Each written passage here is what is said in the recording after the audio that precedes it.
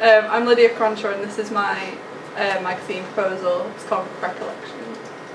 The name of the magazine, basically, it's my thought process was everybody's like, it's like nostalgia, so they're recollecting their thoughts, they're getting like,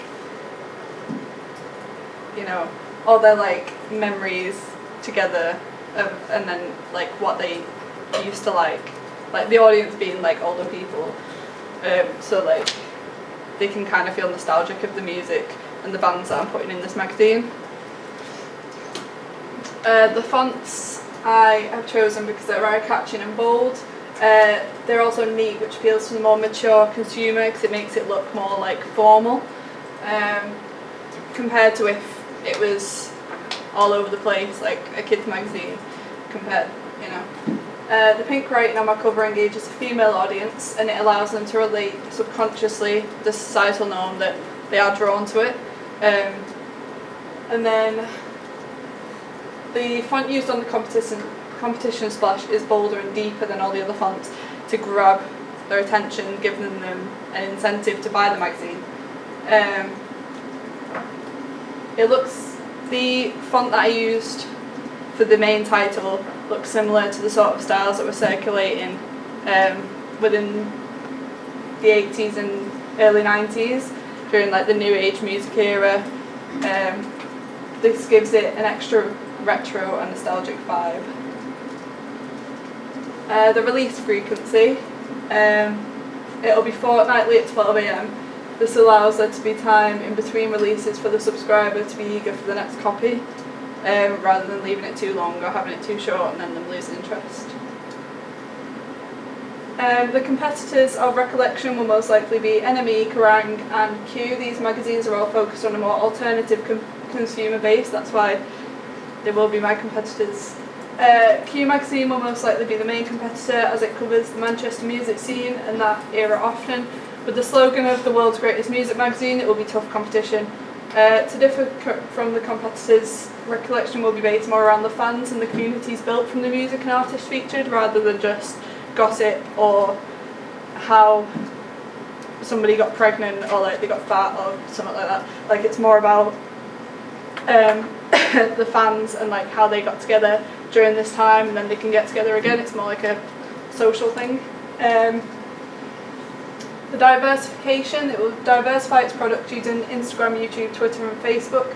Instagram will be used to create an image for the magazine, like an aesthetic that people are drawn to, again based over the new age music era, early 90s, 80s sort of vibe.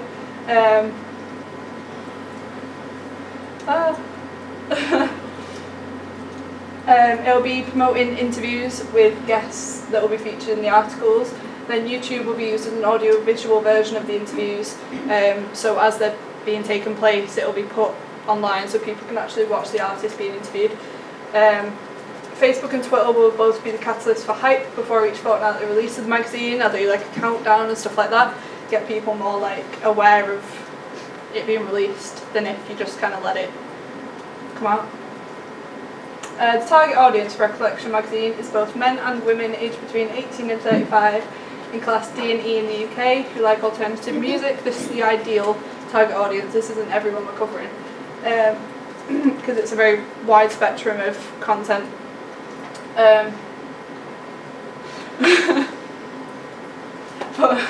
it will appeal to this demographic with the style, format and structure, creating a mature but eye-grabbing magazine suited to the alternative audience.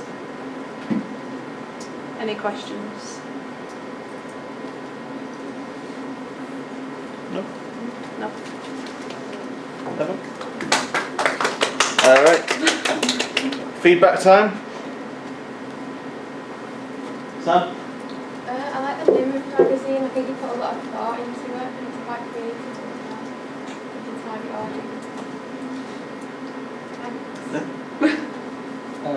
I like how you go for the only content you have a lot of gossip.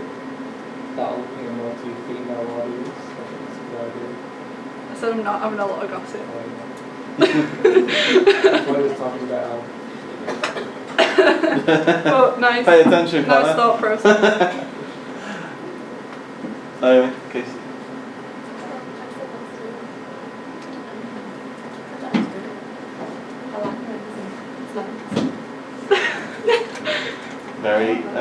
very in depth. Okay, Niall? Were you busy with your thing? No. I was still listening.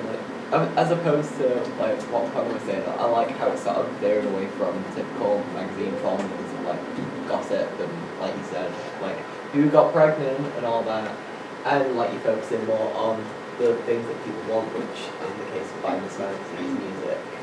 And I also like how she's focusing rather on trends. You're focusing on old school nostalgia and that sort of music instead.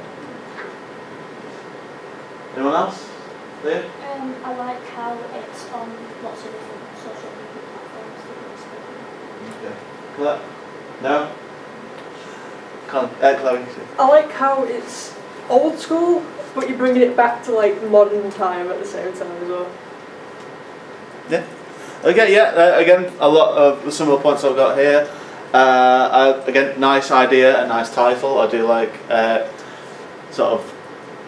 you're very much catching the zeitgeist really of the moment, because we were all about nostalgia this generation now. We're all about looking back.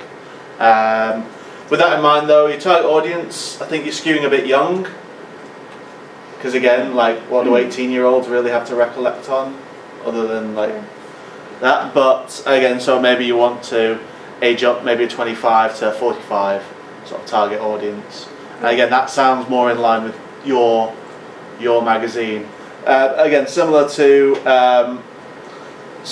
what Niall said, you've got a good streamlined focus, i.e. you're focusing on one particular thing as opposed to gossip or what's happening now. You're very much focused in the past.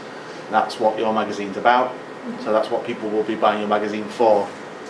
So they don't really want to have modern day or modern news to be sort of creeping into that magazine, and that's a good idea that you would want to keep that stuff out.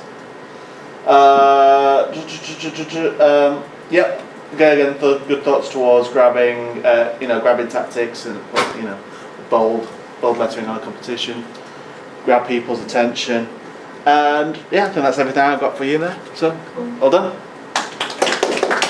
Oh, do you want me to log out?